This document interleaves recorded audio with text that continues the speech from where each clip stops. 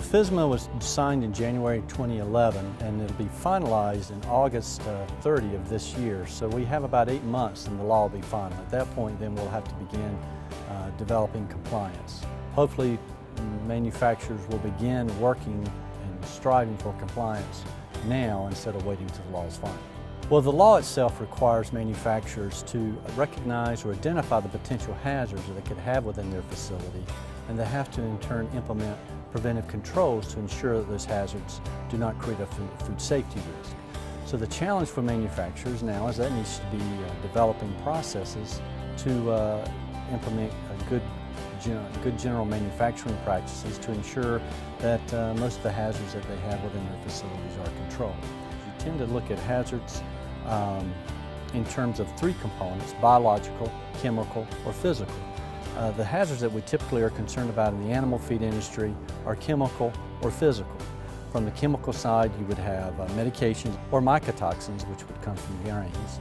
But you'd also have chemicals that could come from improper use of ingredients, such as trace minerals or vitamins that could create issues if used inappropriately in animal feed. Medicated feeds have been regulated by FDA since about 1977 and have done a great job ensuring the quality and safety of animal feed that we feed today. But the Food Safety Modernization Act was really stimulated from some issues that happened in animal feed. And that was from the melamine, the contamination back in 2008 that impacted the pet food industry. From there, Congress passed laws requiring FDA to implement better food safety requirements, focused primarily on pet food, but it's also impacting all food that's being produced, human and pet food. Animal feed and pet food are different, but in regards to the law, it combines all animal feed and pet food into one rule. So the challenge will be for many animal feed manufacturers is understanding what parts of the rule apply to animal feed versus apply to pet food. So the challenge then becomes back to the manufacturer to identify the potential hazards that could create a food safety risk within your facility, and then develop the preventive controls that apply. And you need to focus on reasonably foreseeable hazards versus all hazards. You need to focus on reasonably foreseeable hazards within your facility.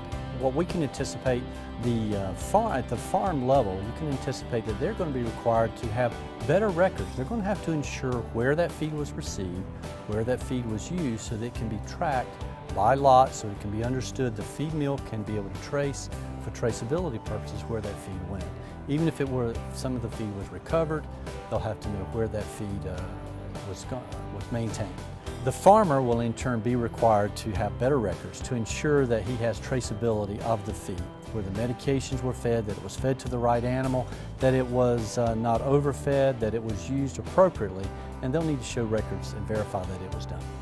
The records that the farmer will need to keep track of will really be dependent upon their supplier of or the owner of the bird, or the contract farm. So the person who owns the barn will have to determine what records he's going to require of them to ensure that they're maintaining good records.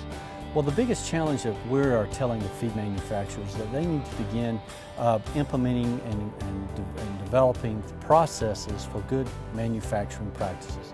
They need to develop the SOPs, the record keeping, and the documentation is going to demonstrate that the potential hazards that could be occurring in their facility are controlled. So one of the first things they need to do is ensure that their good manufacturing practices are in place.